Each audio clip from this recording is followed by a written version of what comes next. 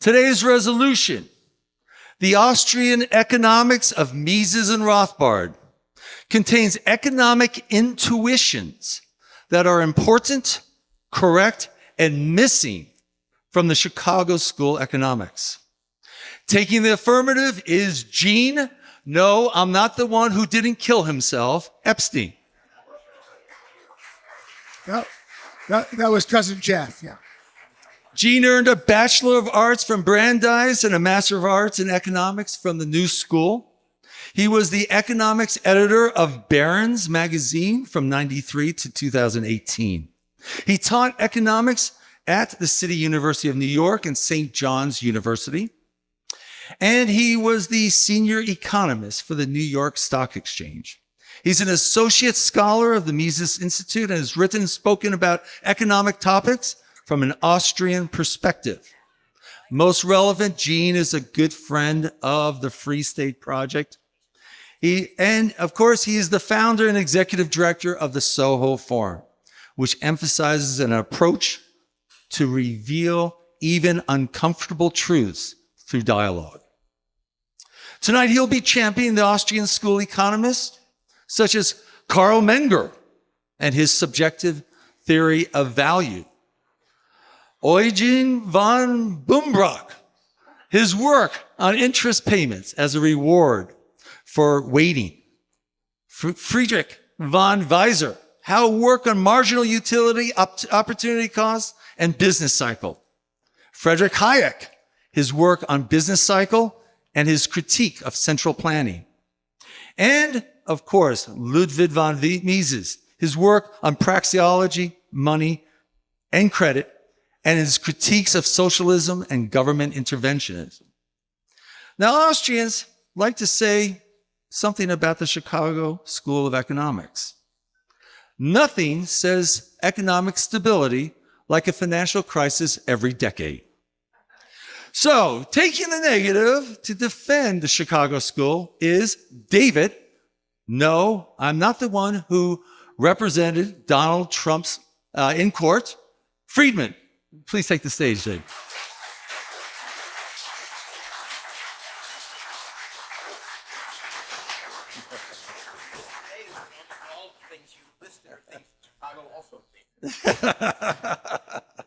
David attended Harvard, where he earned a BA in chemistry and physics.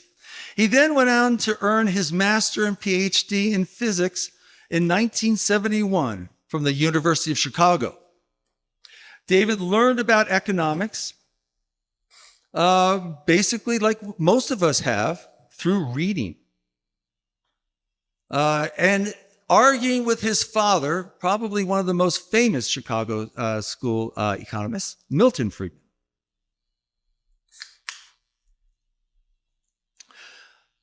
His seminal book, The Machinery of Freedom, advocating an anarcho-capitalist society from a consequentialist perspective, is a must-read for libertarians. Most importantly, David is a great friend of the Free State Project and always has been coming to PorcFest since I've been here. And he has debated twice in the Soho Forum, both times Gene. David will be defending the Chicago economists such as George Stigler, his work on economics and information, government regulation, and the market.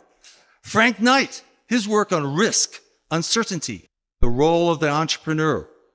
Ronald Coase, his work on transaction costs. Gary Becker, his application of economic analysis to social issues, including crime, discrimination, and family behavior.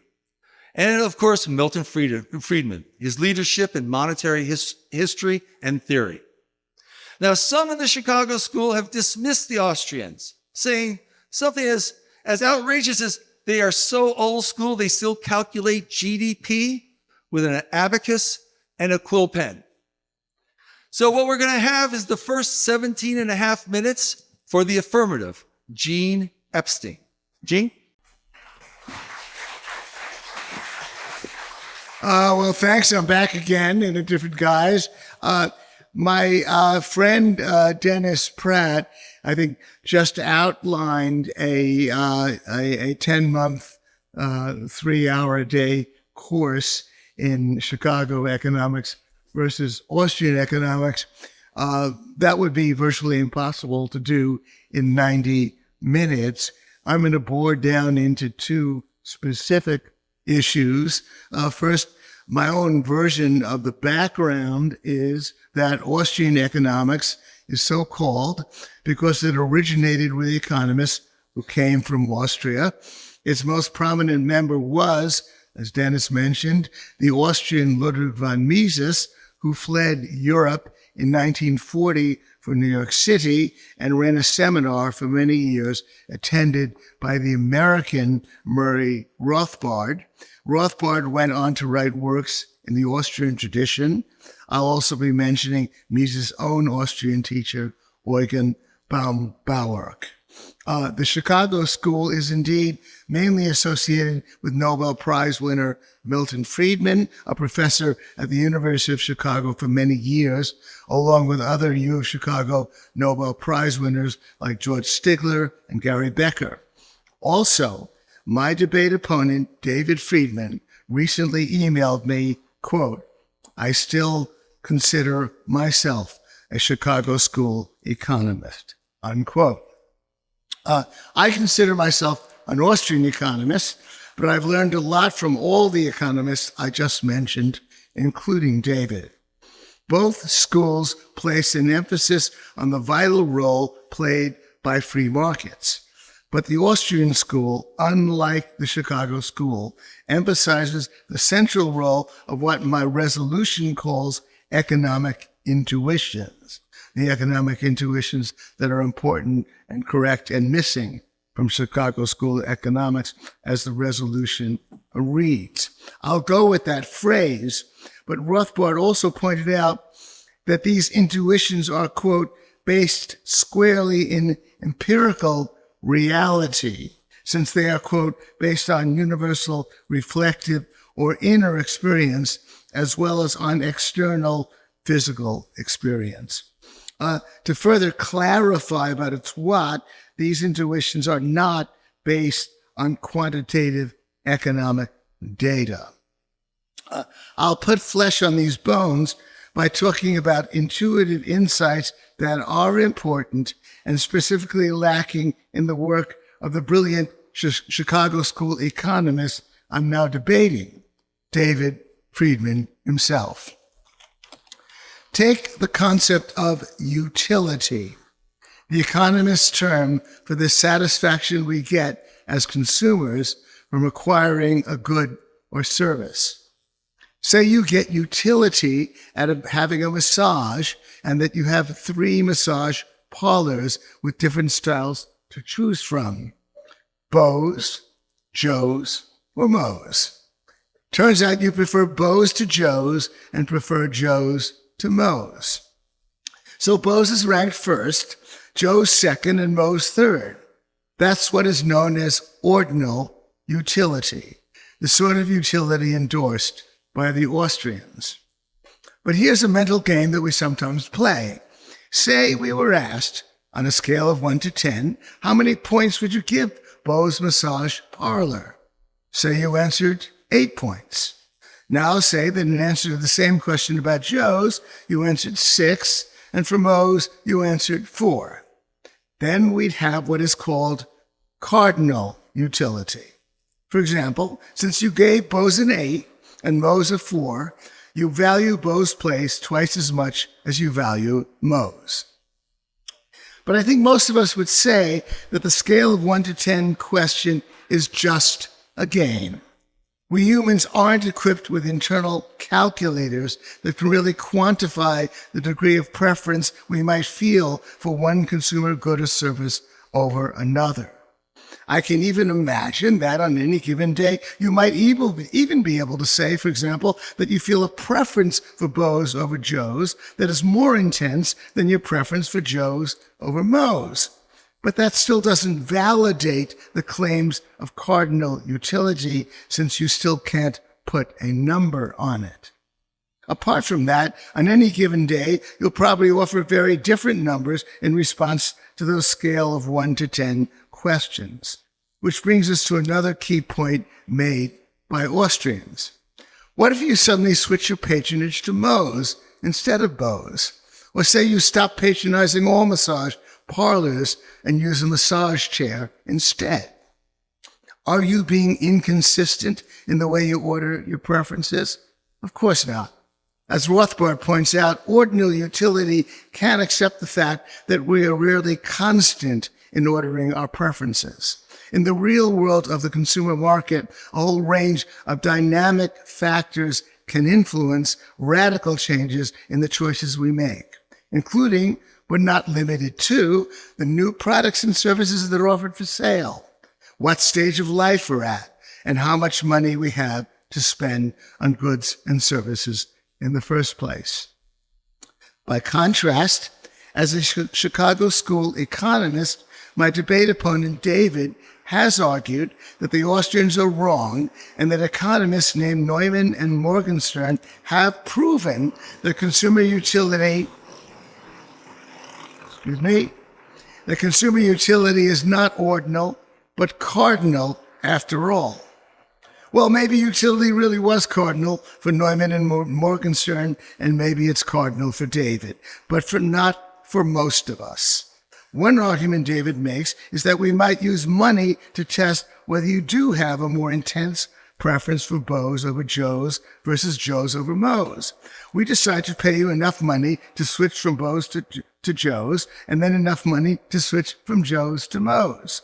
If it takes different amounts of money to get you to make one switch versus another, we have evidence that your relative preferences have different intensities. But especially if you consider the dynamic factors that influence change in consumer choice, this experiment would still not validate cardinal utility. It would still prevent us from putting precise numbers on our degree of preference. Just for starters, the amount of money you have changes over time. The amount of money required then to make you switch will also have changed, making a hash of the initial estimate of cardinal utility based on money. And then you might have switched your ordinal ranking by moving Moe's Parlor to the top of your list anyway. Also, cardinal utility advocates Neumann and Morgenstern seem to rely on examples from gambling in arguing for cardinal utility.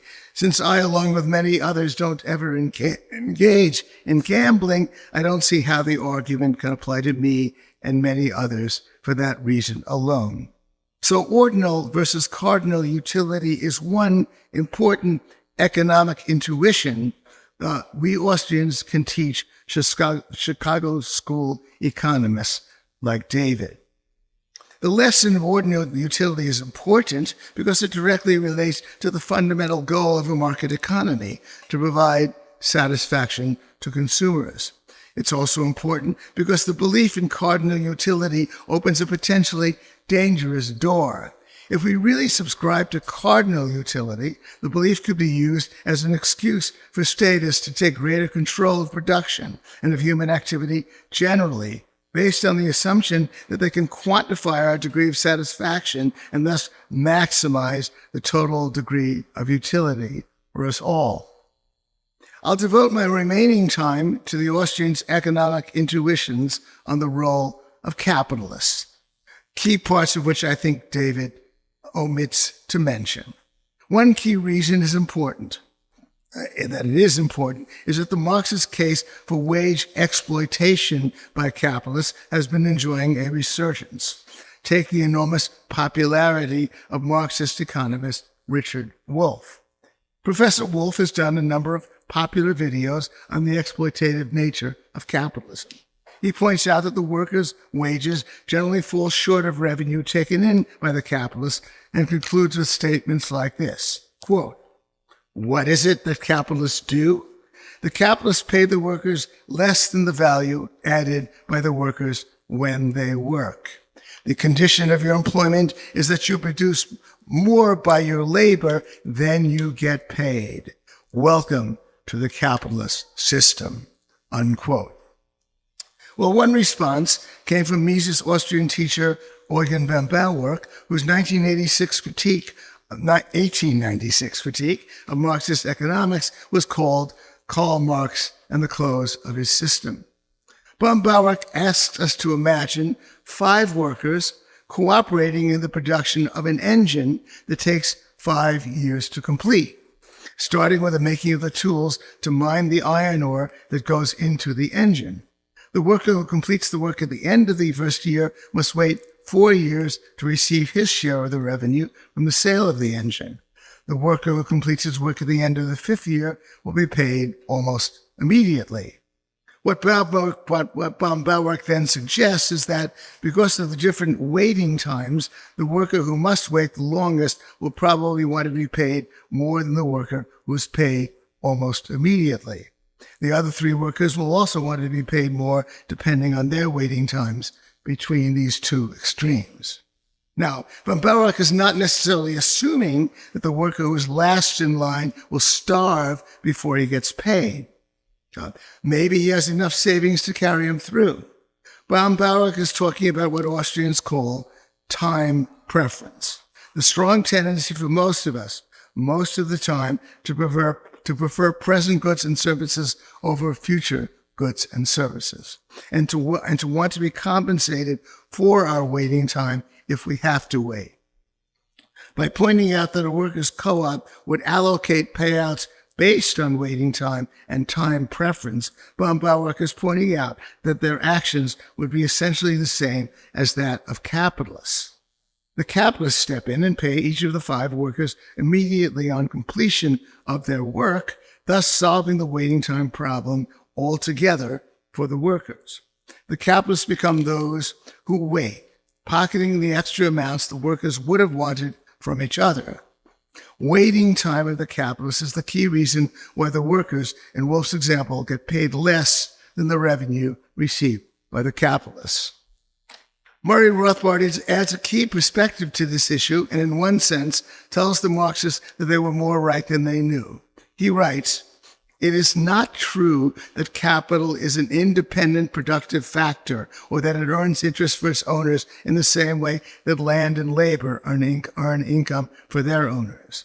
As Rothbard explains, if you trace things back, capital goods consisting of such items as factory buildings and desks are entirely the products of labor and natural resources. That's because to the extent that capital equipment and tools had to be used to make these capital goods, the equipment and tools had to originate solely from labor and resources. So the production of capital goods is completely imputable to labor and resources. But because production takes time, the capitalist does contribute waiting time and gets compensation for it. The entrepreneurial capitalists are also another reason why the capitalists make money. Entrepreneurship involves foreseeing unusual financial opportunity between costs and revenue. The entrepreneurial capitalist may buy capital goods on the secondary market and with labor and resources, since the entrepreneurial capitalist might foresee that the capital goods are underpriced.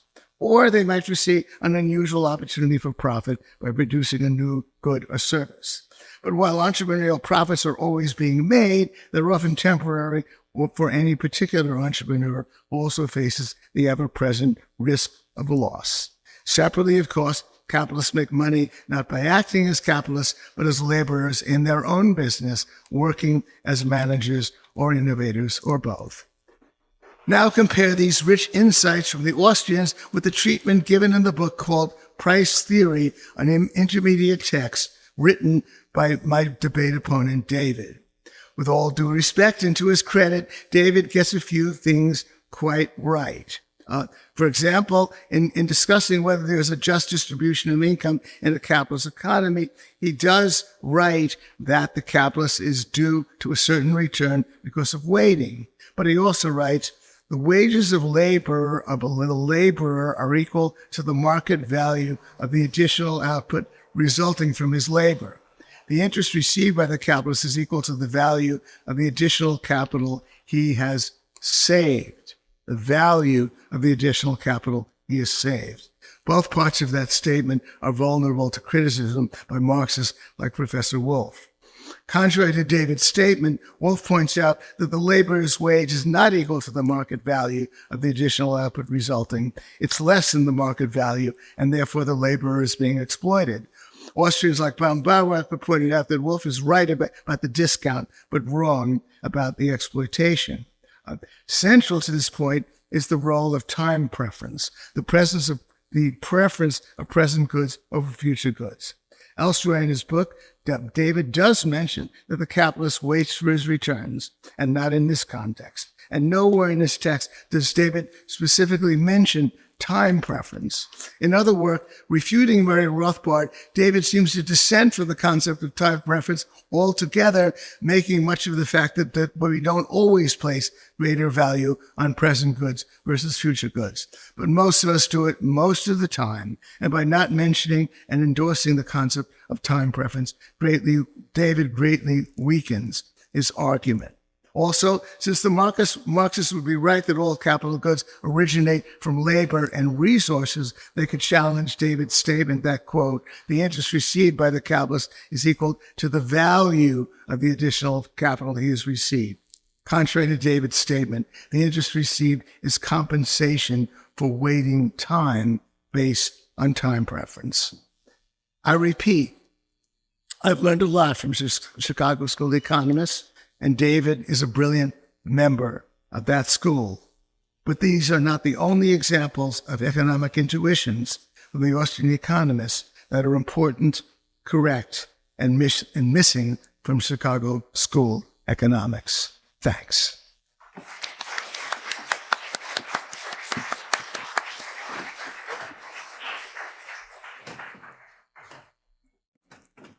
Given the form of this resolution, I can refute Gene's position either by showing that a particular intuition is false or by showing that it is shared by Chicago.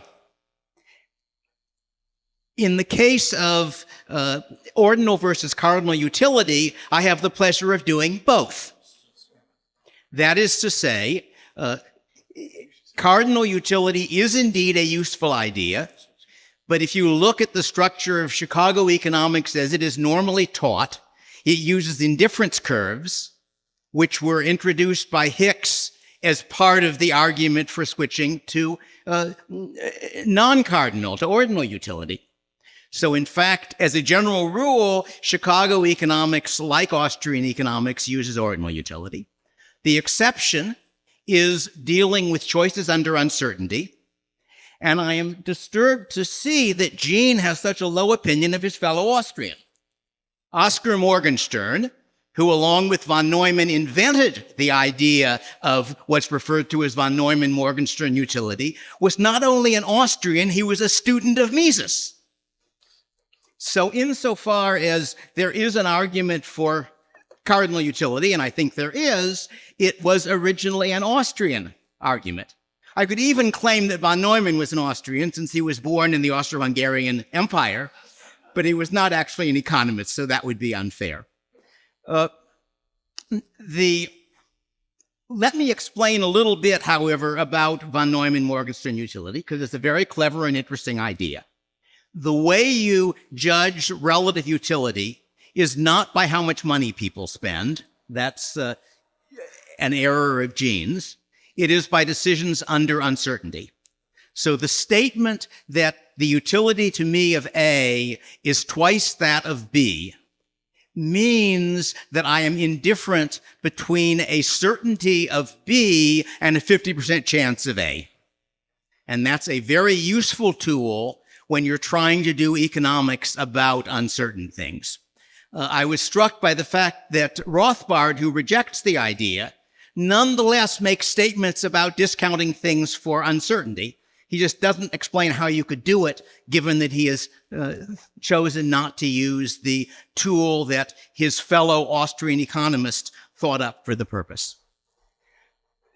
The rest of his of the arguments that Gene made, I think, fail to meet the claim that they are not in Chicago economics. I should say, he went on to talk about interpersonal comparisons of utility. Cardinal utility is an entirely separate issue from interpersonal utility. If you believe in ordinal utility, you can also believe that it's interpersonally comparable, that there is a utility function for the whole population as well as for the individual. If you believe in cardinal utility, you can also believe it's not comparable, since the decisions under uncertainty are made by a single actor. So, as far as I can tell, his supposed put down of cardinal utility, although it's not really a put down of Chicago economics, and Chicago economics is mostly done in ordinal utility anyway, is also a mistaken understanding of cardinal utility. Going on, he gave a perfectly reasonable explanation of the nature of capital. It is the same explanation that you would get in Alfred Marshall, who was the originator of the branch of economics that separated from Austrian. I originally wanted to put this debate in terms of Marshallian economics versus Austrian economics. Marshall is the person who, at the end of the 19th century, more or less put together what has become the dominant version of neoclassical economics. Gene objected that most people in the audience, he thought for some reason that some people in the audience would not be economists, and would therefore not recognize Marshall, but would recognize Chicago. So I agreed to do it in his terms. I would like to point out, however, that in his objecting to my describing the basis for the capitalist profit as its productivity, he is ignoring one of the implications of both Austrian and Chicago economics, which is that the value of something is equal to its marginal productivity. That is to say that capital, it is true both of capital, both that the return you get on your capital is, putting aside mistakes, the extra productivity due to the capital, and that it is the payment for waiting. Just as if you think about anything else, if you think about labor, the wage you get, the wage for the marginal worker, is both the cost of getting him to work at the job and the value to the employer of getting him to work at the job. This is the general principle, which is usually expressed in conventional economics as marginal value equals marginal product. And I'm sorry that Gene seems to have missed that somehow in his attempt to find arguments against me. Similarly, so I'm a little surprised that he apparently supports Professor Wolff over marginal value theory, which most of us thought was a part of Austrian economics, having, I think, been invented by an Austrian a little earlier than it was invented by a Englishman. Let me go on to his idea that I somehow don't believe in time preference. You can find time preference in Marshall. You can find it in any source. What I don't believe in, and this is part of my critique of Rothbard, is that time preference has to be positive. That is to say, Rothbard and, unfortunately, Mises claim that you can deduce a priori that you will always prefer a present good to a future good. In fact, that is an observation about most people's behavior, but there is nothing in economic theory that makes it necessary. Rothbard, in fact, Mises has the bizarre idea that if people had negative time preference, if they preferred future consumption to present consumption, then they would shift all of their consumption to the future and starve to death. I'm sorry, but he really does make that argument. If you think about it, assuming you believe in declining marginal utility of income, which I think Mises does, if I had positive time preference, if I had negative time preference, if I preferred future to present, if I start out with, say, $50,000 to spend this year and next year, I will start shifting consumption towards next year, because with equal amounts of money, the marginal utility to me of income is the same in both years. But I won't shift all of it. I will just shift enough of it so that the increased marginal utility of consumption in the first year balances the decreased marginal utility in the second year due to the fact that second year I have more income to spend. So the argument which Gene is referring to, which I indeed make in my critique of Rothbard, which he has obviously read, which I hope someday he will write a rebuttal of, the point I make there is that various things that Rothbard claims are known with certainty, in fact, are not known with certainty. They, both declining marginal utility and the usual time preference, are what we usually expect, but they don't have to be true, and one can imagine circumstances where they aren't. My standard example for marginal utility is that the marginal utility of the fourth tire for your car is higher than the marginal utility of the third tire for the car, since you can't drive with only 3 tires. And that would be one of many examples of special cases where marginal utility doesn't decline. But in both Chicago and Austrian economics, we normally expect declining marginal utility. We normally expect people to prefer consumption in the present to consumption in the future, because that's the usual behavior. But that's the preference of consumption in the present to consumption in the future is if the amount of consumption is equal in both. That is, if the marginal utility of your consumption is the same in the present and the future. If you shift your consumption so that you're consuming more in one year than another, that lowers its marginal utility, and that balances the effect of time preference. Trying to see if there's anything else useful. I'm not sure there's anything, since he, in fact, offered only one place where, well, 2 places. No, I'm not sure how many places were with disagreements. But as far as I can tell, I've now made the relevant points. So I guess I might as well use the rest of my time to tell you what I think is the difference between Chicago economics and Austrian economics, at least as it is practiced, at least as Mises sees it. And that is that the Austrian approach is that you determine a priori facts of economics from basically introspection, which tells you certain things with certainty, and you then deduce facts from it. The Chicago approach is that you start out with essentially the same intuitions. You use them to form plausible conjectures, but because the world is a very complicated place, you recognize that your conjecture might be wrong, that this might be an odd case where marginal utility didn't decline. This might be an odd case where there are people who have the preference of future consumption over present consumption. You might have made a logical mistake, which some of us sometimes do, even Mises does, as I think I just pointed out.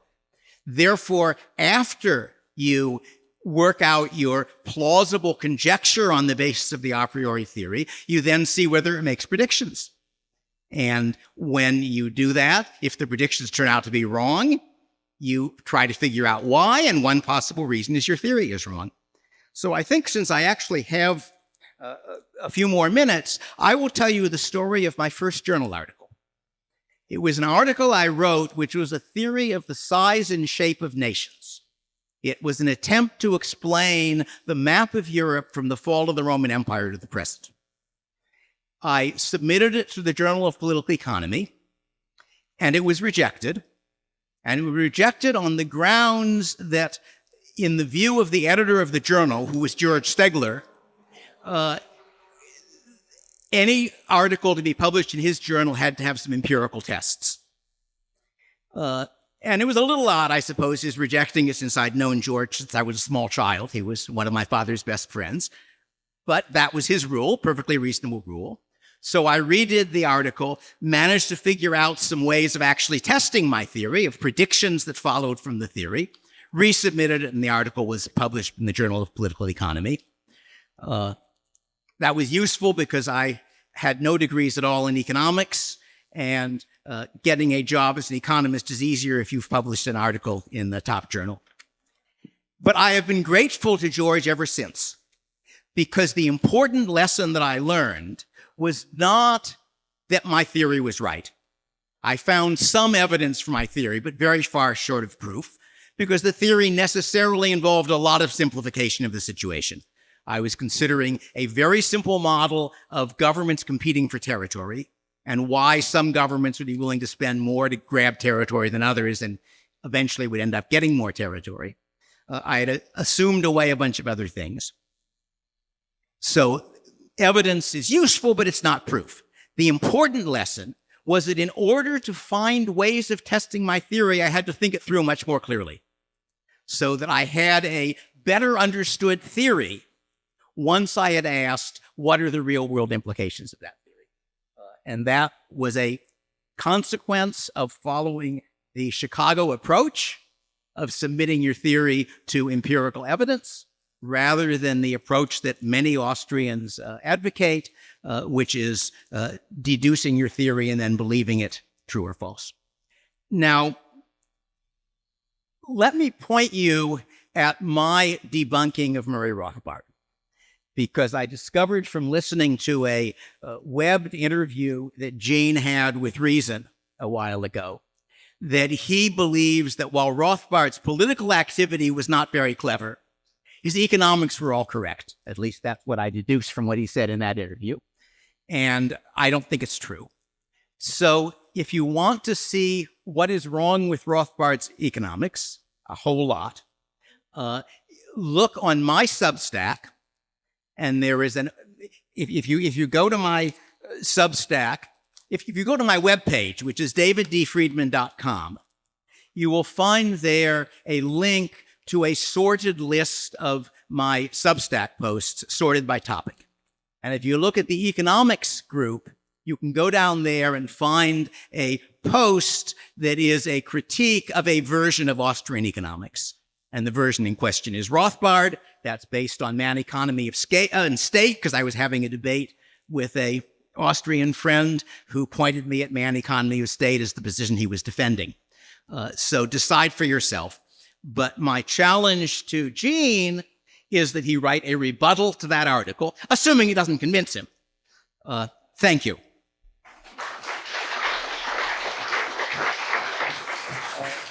Let me introduce the next section. I have a rebuttal, 7 minutes rebuttal. Right, well, I was going to do the... Try to remember the schedule. I have 7.5 minutes rebuttal, and then Dave does. 7.5 minutes, and then we have a And excuse me. Then the Q&A starts a day later. So start my 7 minutes. Okay. All right. Yeah. I guess we have a bit of a protocol problem, and I blame Dennis for this completely. Dennis led you to believe that in the space of 17.5 minutes, with a little bit of rebuttal, I was going to cover all the major issues and go on and on about every different aspect of who was Austrian and who wasn't, and marginal revenue and marginal products. And since I didn't mention that, according to David, I must be unaware of it. Well, I figured what I would do is begin by quoting David Friedman's email to me. I still consider myself a Chicago school economist. And therefore, I thought that David would be most familiar with those aspects of certain key aspects of economics that David Friedman, the Chicago school economist, has spoken about. So whether those guys were Austrian or not, I'm only honing in on what my brilliant, honestly esteemed colleague David has written about economics. That is the narrow focus. And therefore, it's relevant, directly relevant and to the point, and anything else is beside the point, that David has specifically said that Cardinal utility, the idea that we can quantify the fact that you like Moe's massage parlor twice as much as Joe's, that's valid. Okay. So, but then what did David say in response, setting aside the irrelevancies about whether he was quoting Austrians or not? He's the Chicago school economist I wanted to discuss in the interest of time. What did he say? Well, he said that first, under conditions of uncertainty, the idea of cardinal utility, this idea that we all have these little quantifying engines in our minds that we can say whether we prefer Joe's twice as much as Moe's under uncertainty. Well, I cannot buy that argument that David made. Why? I don't think you should either, because obviously when we are uncertain, that's when quantification and maybe even knowing whether we have an ordinal preference is unknown. On the other hand, at any given moment, just as Rothbard emphasized, we're operating under conditions of uncertainty and we are inconstant. We are not constant in our views and our attitudes. If you go to Moe's instead of Joe's, then you're expressing an ordinal preference for Joe's over Moe's. Then, I know David mentioned and seemed to endorse the idea of indifference curves, something to which I have personally intellectually been totally indifferent. I've never understood why David or others have got to start with the idea that there are a whole lot of goods to which we are indifferent. One of the funniest, I don't know how David responsible for this, but Gregory Mankiw, not David's responsibility, but it was funny. He had pizza and Pepsi on indifference curves. And I thought, well, don't pizza and Pepsi go together? He forgot that you shouldn't really be indifferent. Of course, we are indifferent. It's true that we are indifferent between goods at times, but that's of very little relevance in terms of talking about what we do in real time, how we learn as consumers, how we express our preferences, and how we express our preferences ordinally. Therefore, again, to focus on the point was, this is what David has said. David has said that cardinal utility is valid. He's the Chicago School economist, whom I have vast respect, whom I've learned a great deal, and who should be in the position to defend his viewpoint. With respect to the other issues, I made a different point. I didn't start talking about all of the things that David has written about Rothbard. We could get into that if we had several more hours. But my only point was that Rothbard and others make arguments about capital and capital equipment that don't specifically get into the marginal cost issue. But David makes a hash of it. David writes in his book, "The capitalist deserves the interest he receives because it represents the cost to him of postponing his consumption." Now, that's great. He wrote that. But then the next paragraph, David is writing, "If you're completely satisfied by this argument, you've probably not understood it." Because he then goes on to talk about the interest received by the capitalist equals the value of the additional production made possible by the addition of his capital. But the marginal revenue product of capital depends in part on how much labor, land, and other input are being used, and so on. He gets into all of those other issues, but loses sight of the simple points. Yes, marginal analysis is important in that economics text 101 that David wrote, but that comes later. The first thing to understand is that capital derives from land and labor. It adds nothing but time. The capitalist adds nothing but entrepreneurship, and the capitalist adds nothing but potentially working in his company. The worker gets the discounted value because the capitalist, because there's usually almost always a gap in time between the time that is spent for the worker to produce the good and the time that's spent to sell the good. So that's the essence of capitalism. And then when David goes off in tangents having to do with marginality and says that the marginal revenue product depends, and was in part on how much labor, land, and other inputs are being used. All of that is an interesting sort of digression, but it renders, it imposes confusion on the core issues about the role of the capitalist as the person who waits, the person who exercises entrepreneurship, and the person who usually works in the business as well and earns money in that way. So in that sense, one of my favorite Chicago School economists, David Friedman, could use some lessons from those specific insights of the Austrian economists. Thank you. Yes, sir.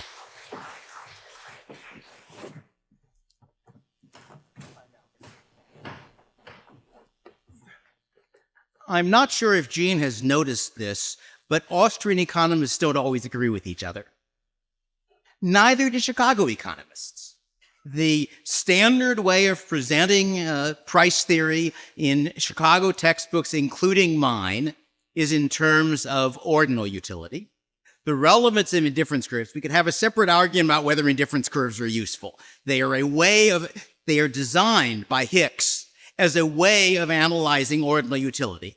The relevant history is that Pareto first proposed that you might be able to do economics entirely with ordinal instead of cardinal utility.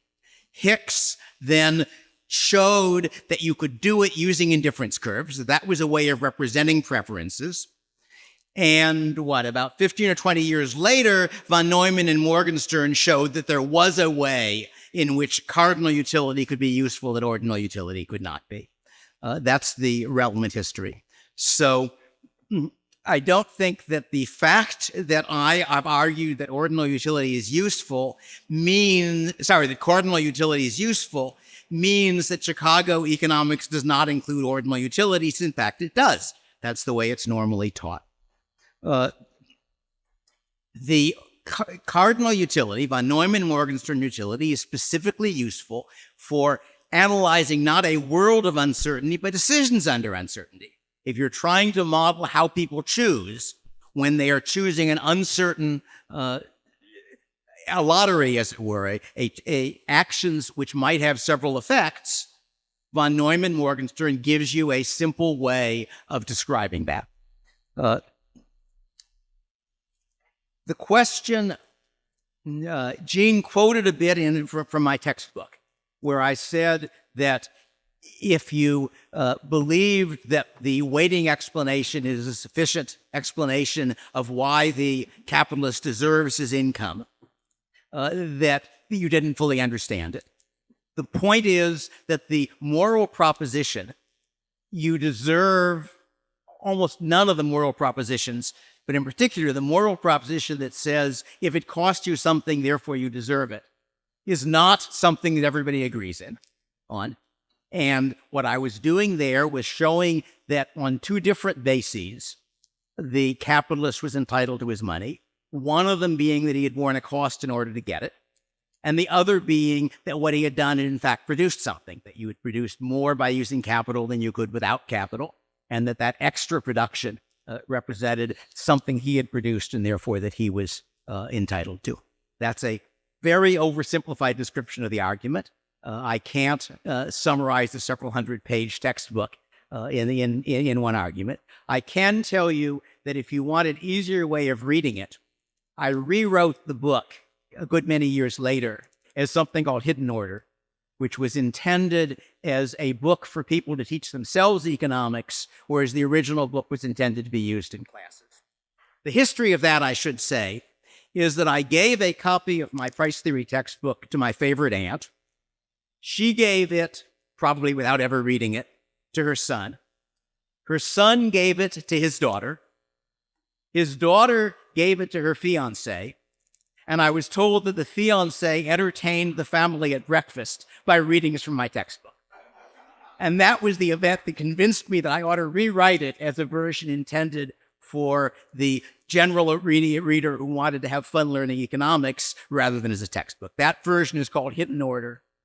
Unfortunately, it is not free on my webpage, as most of my books are, but you can get it at a pretty reasonable price from Amazon.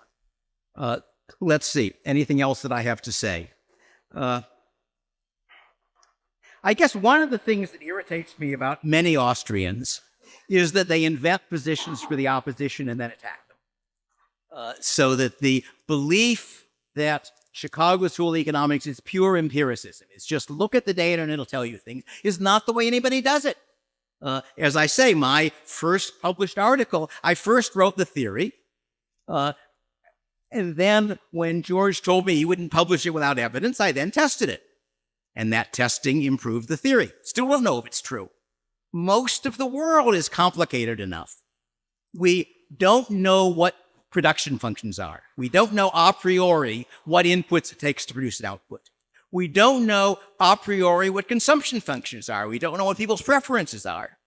it is very hard to think of any economic prediction at all which couldn't be falsified by sufficiently bizarre preferences.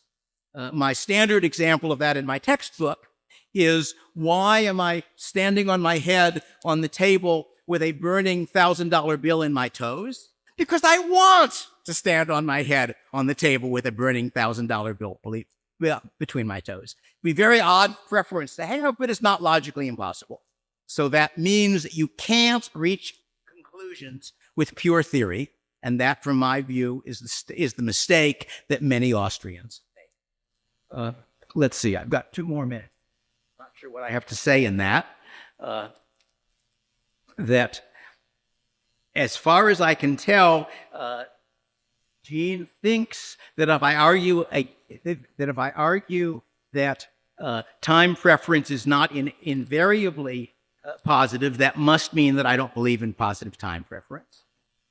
In fact, it is the normal pattern. It's what we normally assume, but it's not something we know with certainty. Similarly for declining marginal utility, and similar for other things. Thank you.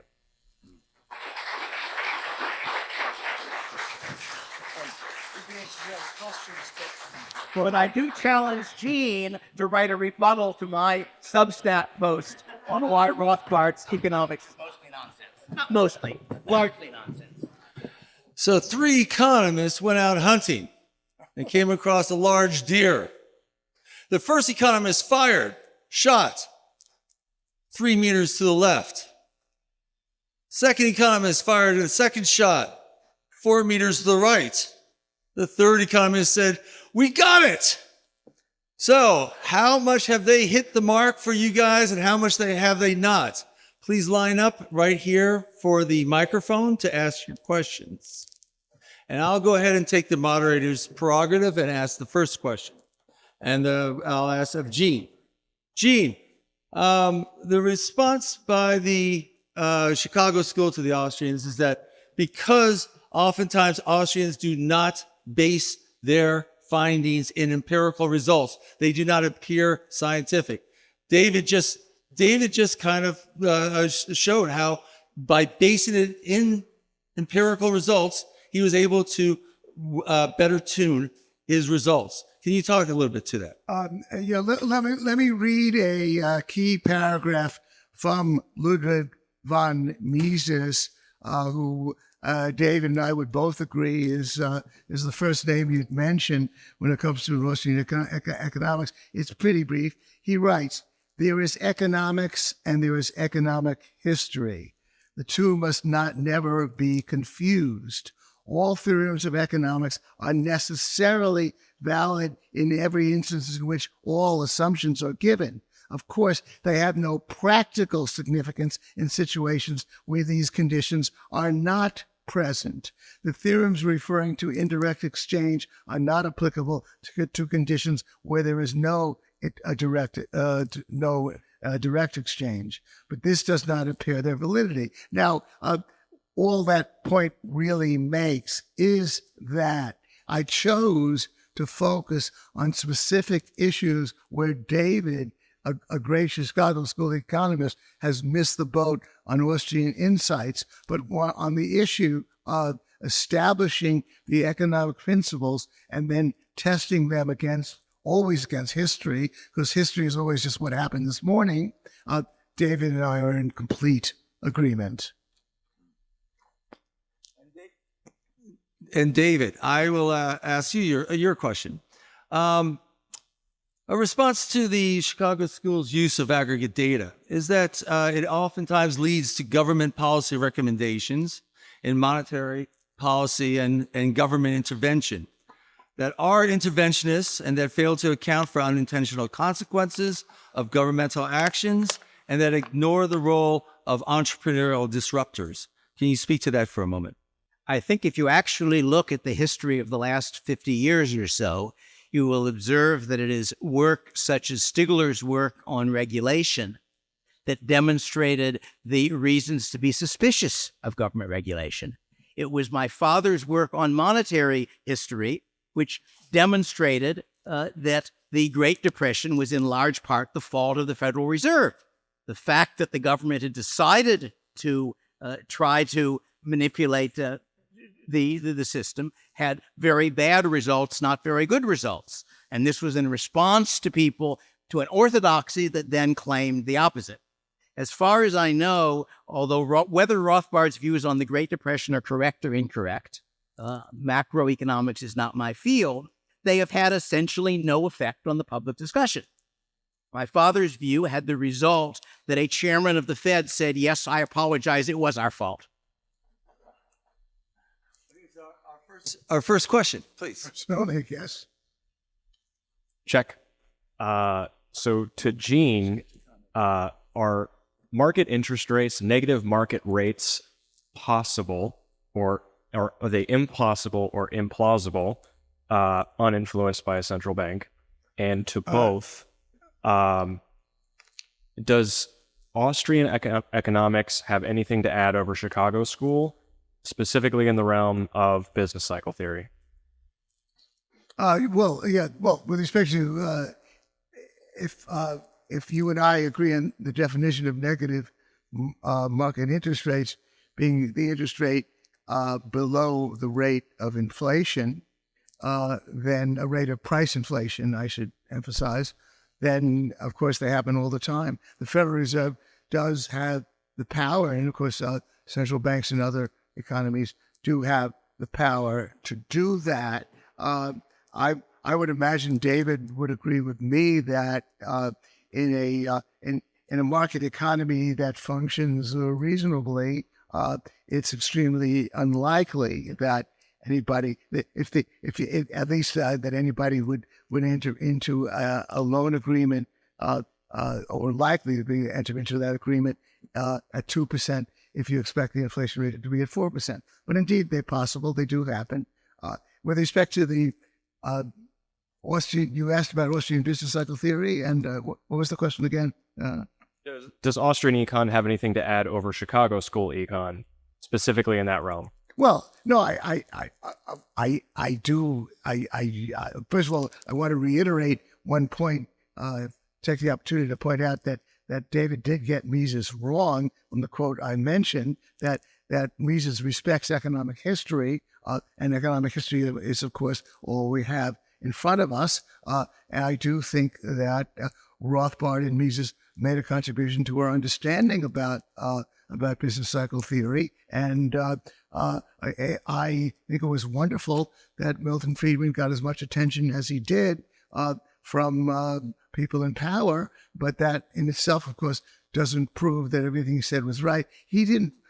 I'll run this by David, because David, of course, doesn't claim to be a macroeconomist, but I believe David will agree with me that it didn't appear that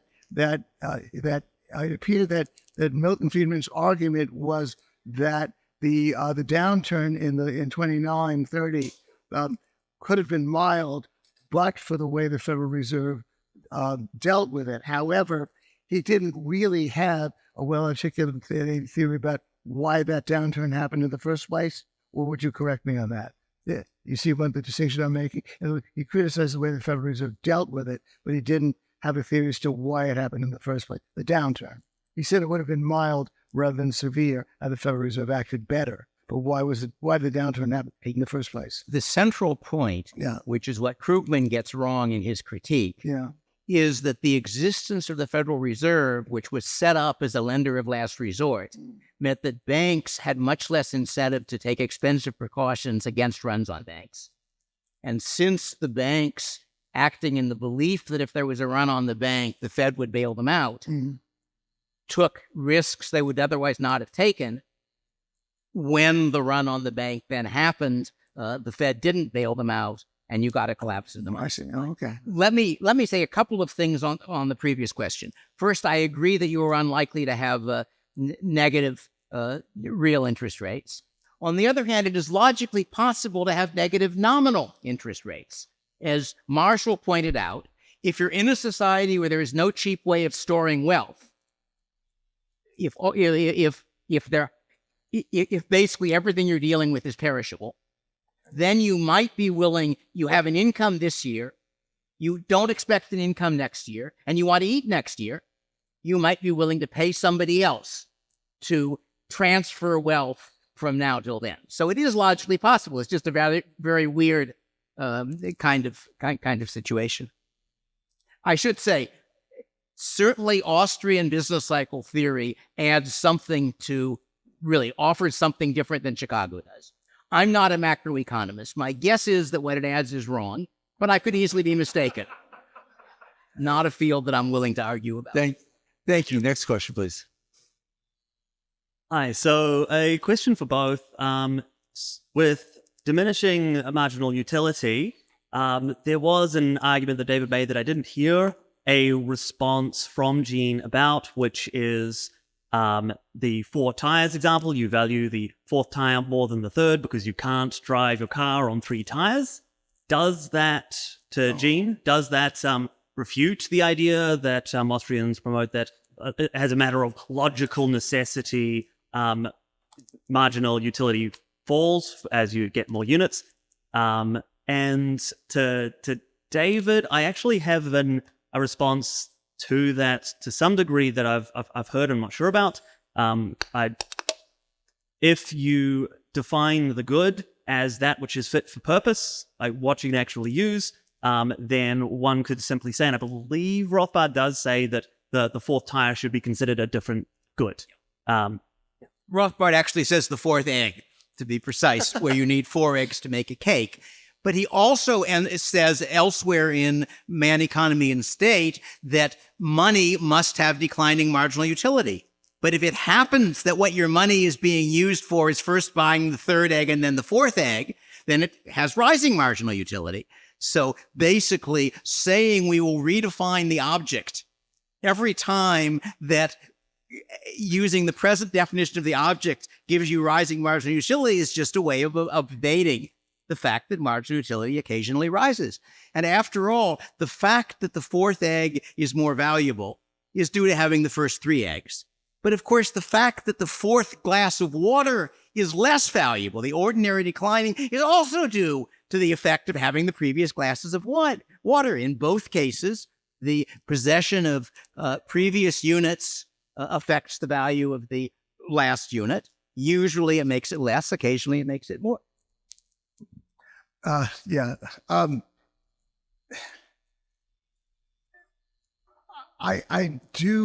guess most I can say on behalf of David's argument is that if you have a mind as creative as his and you talk about guys who hang upside down and all the weird things that happen in the world and happen at Pork Fest all the time, for example, then you can have a problem. But I don't see that there is much of a problem with Rothbard's basic statement that all value is subjective.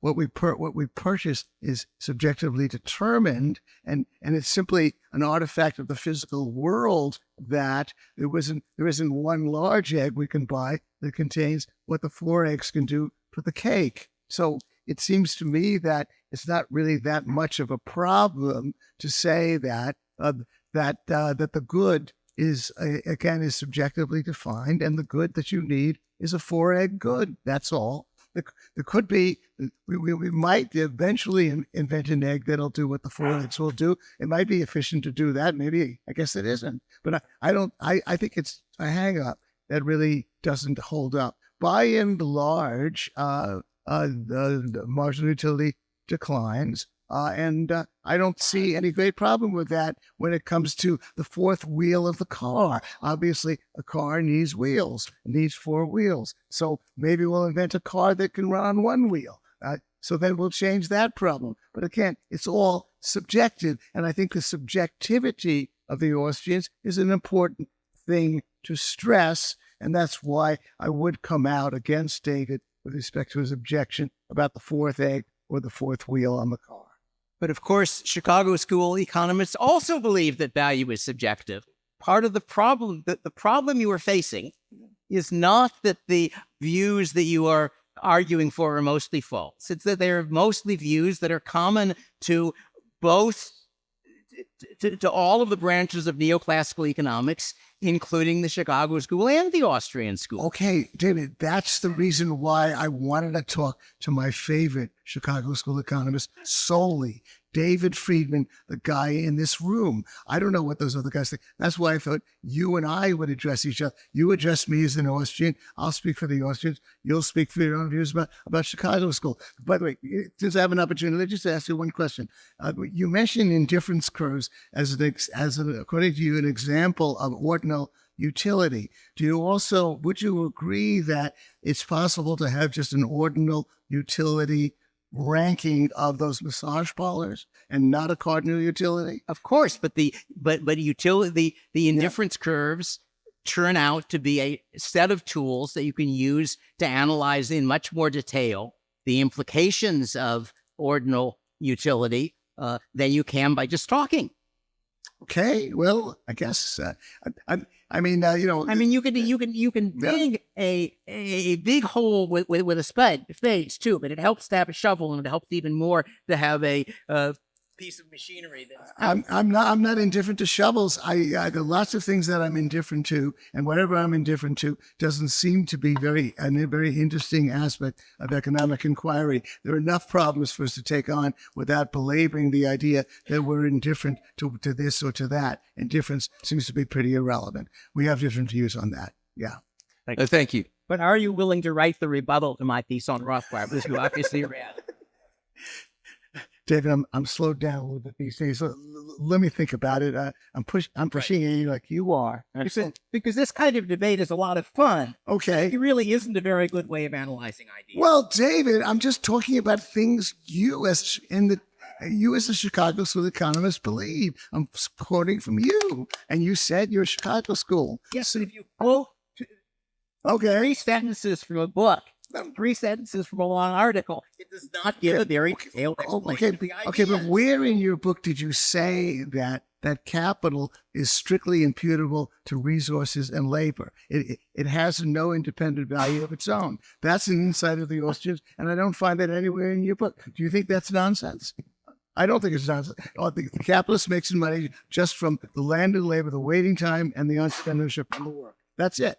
I know where in your book do you mention that. I don't think it is nonsense, but the fact that I do not put it in your words in the book does not mean that it isn't a part of Chicago economics. And the argument about waiting goes back to Alfred Marshall. David, you're ignoring me. I talked about capital it's not an original factor of production the way land and labor are. I think that's a key insight of the Austrians, and I don't find it in your book.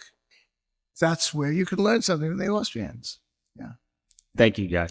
Yeah. Quick question. So what initially attracted me to Austrian economics is the idea that it lets the free market decide things instead of us turning all these knobs and dials. Something that attracted me more towards the Austrian and towards Chicago is that Chicago tends to focus a lot on monetary policy errors and these ideas that the monetary policy is like messing things up.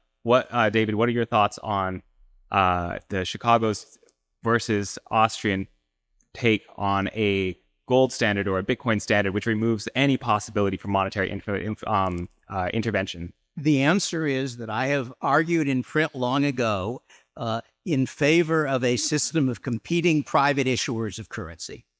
And as it happens, there is a interesting article about my father's views, which points out that his view was that there was no good reason why money had to be done by government, but it was not at this point politically practical to change that. Furthermore, as it happens, my father has a rather ingenious article on the optimal quantity of money, which is not the X% rise thing. And I pointed out to him on one occasion that a perfectly competitive system of competitive issue would, in fact, produce precisely the behavior of the stock of money that he had argued was economically optimal. And he agreed with that. At least he didn't disagree, so I assume he agreed. He usually is perfectly willing to disagree with me. So Chicago would hypothesize that there's a practical amount of money, and that might be decided by a government or something rather than just a finite denominator denominating some finite world. That is, most of the Chicago work on monetary theory is an analysis of the existing system, which is a system of government-produced fiat money. As I've said at other times, the fundamental difference between my views and my father's is not the disagreement but the fact that I'm interested in trying to figure out how far you can carry these ideas. And he was interested in trying to figure out what you could do within the structure of the present system. Because it's more practical, because it's the system we're living in. More practical and less utopian, as Great it were. answer, yeah. But the idea that he was in favor of the Federal Reserve, which various Austrians seem to assert, is nonsense. That you can find quotes of him. I think there's a quote somewhere saying that as far as he can remember, he's always hated the Federal Reserve. Got it. Good answer. Do you have any thoughts on a Bitcoin? Go And the Fed. ahead. Yes. Yeah, you have a question? Yeah. Oh, just thoughts on the Austrians' take on like the ultimate goal would be to have a finite denominator denominating a finite world, or like a Bitcoin standard or a gold standard, rather than Like a fractional reserve or 100% reserve. Because one of Rothbard's mistakes is he insists on 100% reserve. I like 100% reserve. I like that.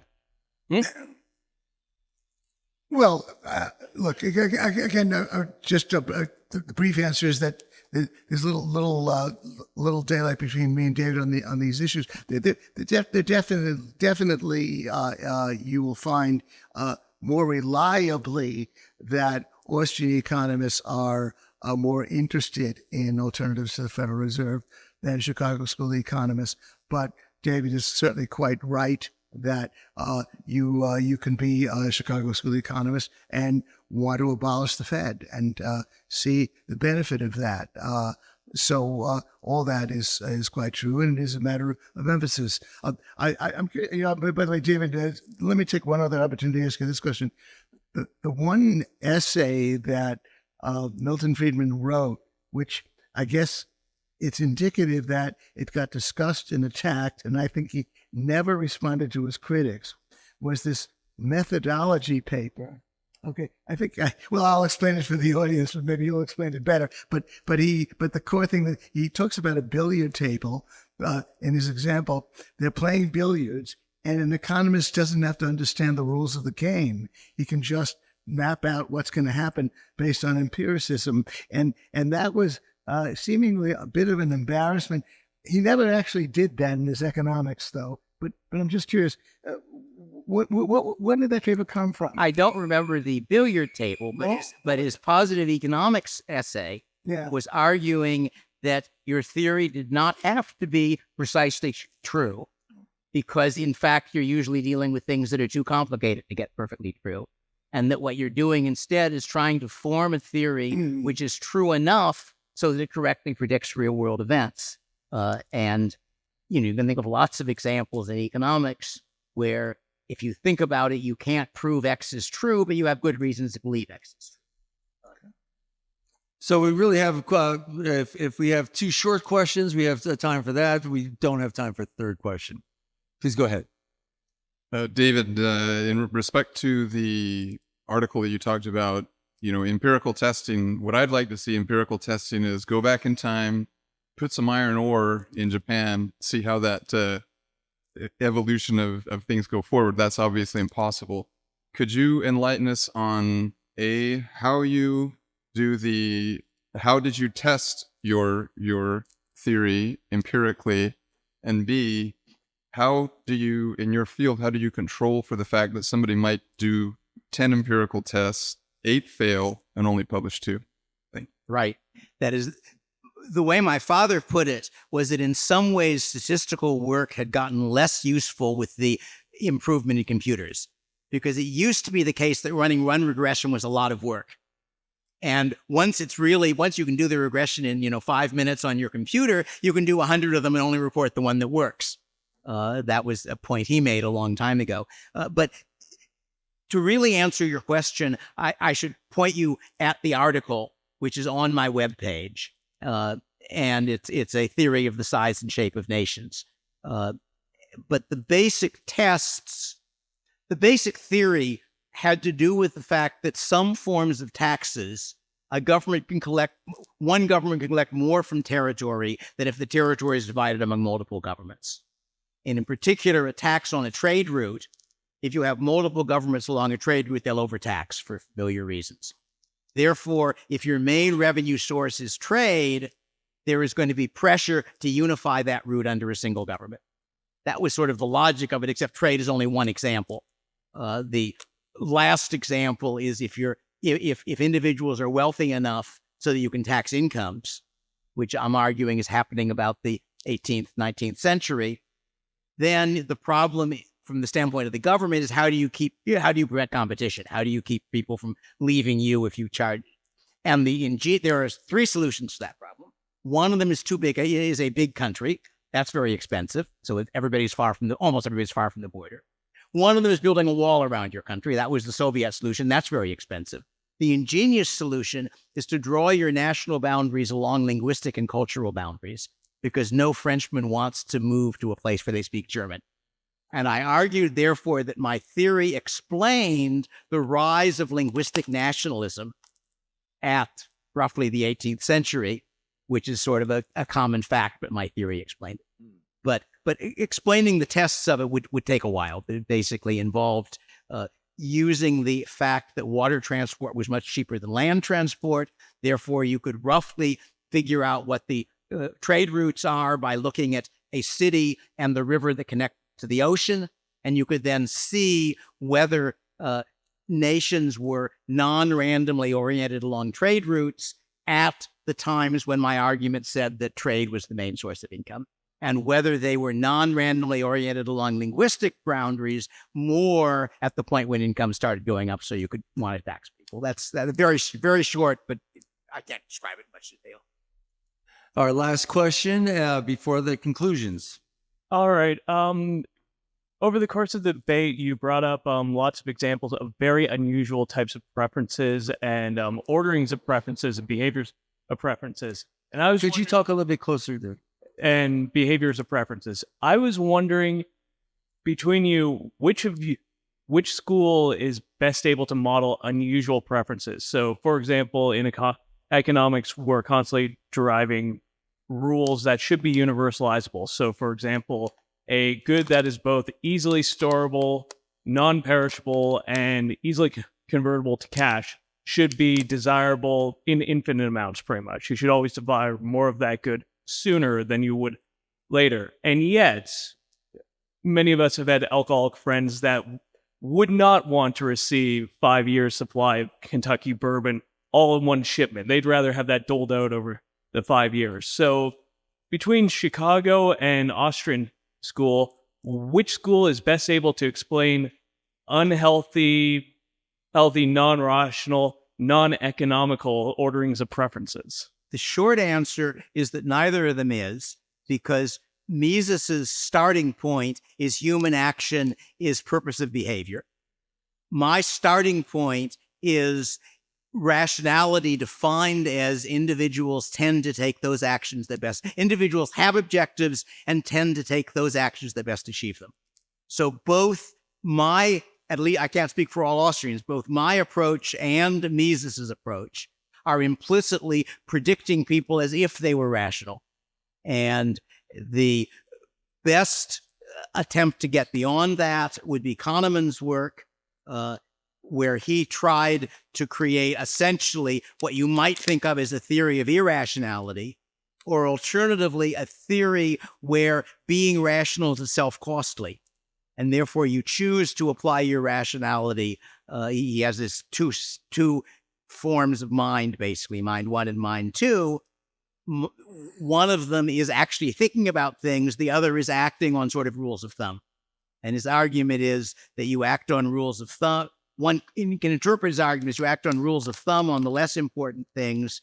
You think about the more, and attention is a limited resource. So one way of looking at Kahneman's work is that it's abolishing the economic assumption of rationality. The other is that it's expanding it to include the cost of thinking, essentially, the cost of attention. My brief answer to your point would be that, one example that Austrians like to use is, you're passing through a town, you'll never return to that town again, but you get fantastic service at the restaurant and you'll leave a large tip. But that doesn't further your own interests. It's not rational. I do think that, again, my own view is that in a way, there is a great deal of overlap. Exactly what I just read from Mises, there's economics and there's economic history. I don't think that would offend David or Milton Friedman, but I do believe that the Austrians, when they talk about purpose of behavior and they don't use the word rational, they're just a little bit more open to all the ways in which people pursue purposes. Rothbard liked to use the example of a company. You've got to hire your ne'er-do-well brother-in-law in order to establish peace in the family. That's your purpose in that case. So it's a little bit more open to all of the ways in which people's behavior is not quite just the sort of thing you could put on a graph with profit maximization. For my equivalent of that, take a look at the economics of virtue and vice, which I've written up in a couple of places, including my Substack. He's also a great Austrian economist at times. We now move to the conclusion, 5 minutes each. Well, I guess I want to apologize for taking your time by focusing on what might have been regarded as trivialities. I wanted to hone in on specific lessons that we could all grasp within a brief period of time. Again, to review the points, David's response to the idea of ordinal versus cardinal utility is first to cite indifference curves. And again, I would submit that whatever we are indifferent to, you could draw curves, you could talk about it, but whatever we are indifferent to, if it really doesn't matter whether it's just this pile of beans or that pile of beans or that pile of sugar or this different brand of sugar, we're indifferent to it. I don't see how it specifically relates to the importance of human action. And of course, I'm just quoting Rothbard in that case. He thought it was a waste of intellectual time. It gets you nowhere. There's no reason to belabor it. And it certainly does not speak to the issue of cardinal versus ordinal utility. It's because it doesn't speak to the point that we are not computers. We don't calculate these things. David went into some kind of point about lotteries, and I guess it's possible that there were, just because David can make up examples about weird people, I guess there are weird people who can really say, I prefer this massage parlor twice as great as this one, and I never change. The only point is that the Austrians are just able to arrive at economic insights without getting too quantitative or starting to draw curves that sort of get them grounded in away from the importance of human action and into the real world. And the only other part of it, as I mentioned, was that the answer to the socialists, which I do think is fundamental, is that David goes part of the way by mentioning the fact that the capitalist waits, but it doesn't go all the way by pointing out that the capitalist does indeed add nothing. It all comes from labor capital. Doesn't go all the way by emphasizing entrepreneurship. And in the passages that I quoted, he says, well, we're buying too much. It's really marginal. He doesn't emphasize the fundamental role of the capitalist. And then again, as I've said, challenging him, nowhere in his book do you read that capital really only derives from land and labor. When I first read that in Rothbard, I thought that was a key insight, a simple enough insight. And by the way, part of it, I guess, is that what the Austrians like to do, insights that once they become apparent, do become simple, simple enough for us to grasp. And that really, when you buy capital goods on the market, you're buying capital goods that came from land and labor, and you might be using them for some special entrepreneurial purpose. And that the market is really a process, but through which entrepreneurship happens all the time. When David mentioned something about just using words, that is indeed part of what the Austrians like to do, because they do like to talk about human action in words, because the words will usually describe it. Occasionally, you can use a graph or a number to illustrate the point. And once again, as mentioned, the subjectivity of our choices really shouldn't be determined by whether the car needs 4 wheels or whether it's a 6-wheeler or an 18-wheeler or whether it can run on 1 wheel or whether we need 4 eggs or just one large egg. The subjectivity is what determines it, and the declining marginal utility is all there. With that said, I bought a copy of Law's Order and I read it. With that said, the overlap, and David and I could argue about a number of other things, but the overlap between me and David is great. David has it wrong. Mises did respect economic history, because indeed, David tells us forecasting really, look, if you're going to forecast the future through your empiricism, as David well knows, economists are not exactly the best forecasters. Certainly, what was it? The colleague of Milton Friedman who wrote the famous Monetary History was completely clueless about the economic collapse that was about to happen in 2008. So it really isn't forecasting that economists do. They can try forecasting, but that too is a mistaken word. Basically, it's analyzing history and then thinking that if history has gone in this way, then possibly the history will continue in the future, even though we're often subject to surprises. But again, those are really the only limited lessons that the Chicago School economist David Friedman could benefit from. Thank you. Good.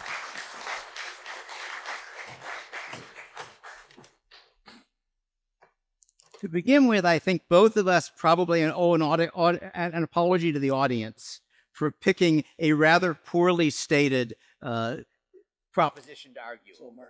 Because in particular, Gene does not have the opportunity to say there are positive things that Chicago economists believe that are false. That would not contribute to his claim, which is that there are positive things that Austrian economists believe that are true. In general, we don't get to do a proper argument about the relative virtues of the two. We're much too narrow.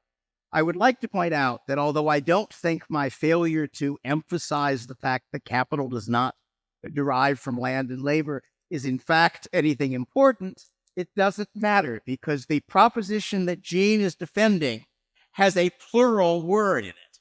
It's intuitions. So even if he can find one intuition that meets his criterion, he still loses the debate.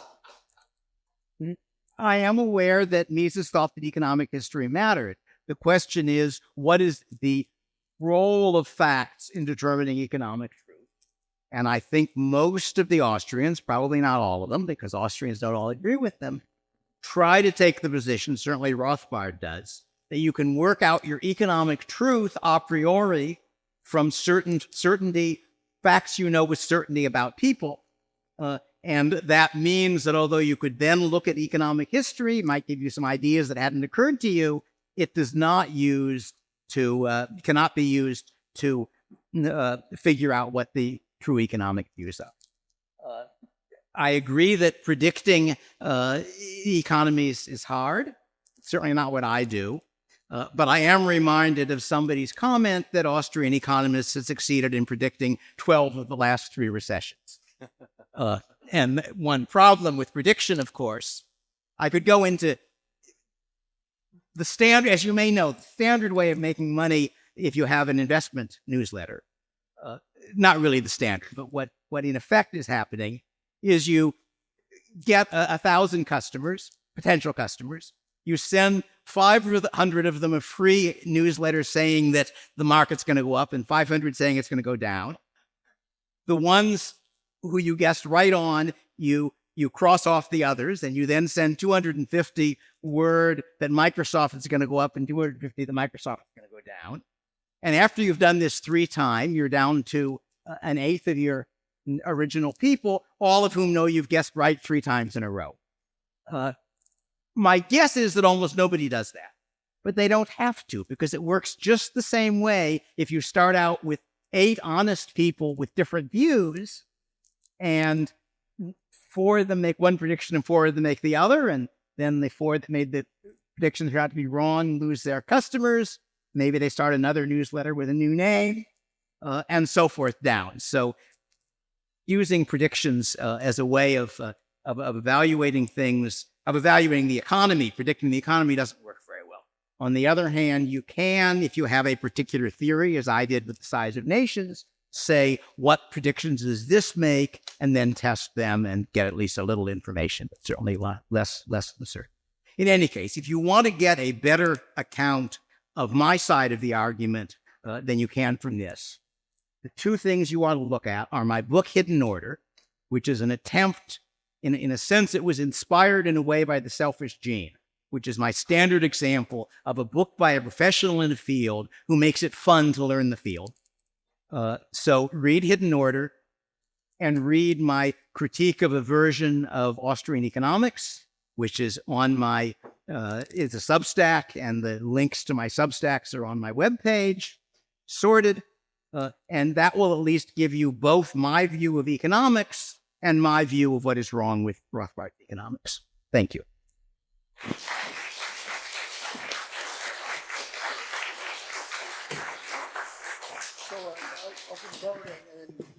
So two economists walk into a bar. The first economist says to the bartender, "I'll have a beer." The bartender asks, "Can you pay for that?" The economist says, "No, but I can tell you why you're not making a profit." The second economist says, "Well, I'll have the same thing, but I'll tell you why the first economist is wrong." But it is up to you now to tell us who won this debate. Please go to sohovote.com, sohovote.com, and please place your vote. I want to thank David Friedman and Gene Epstein for giving us an enlightening discussion on the two different schools.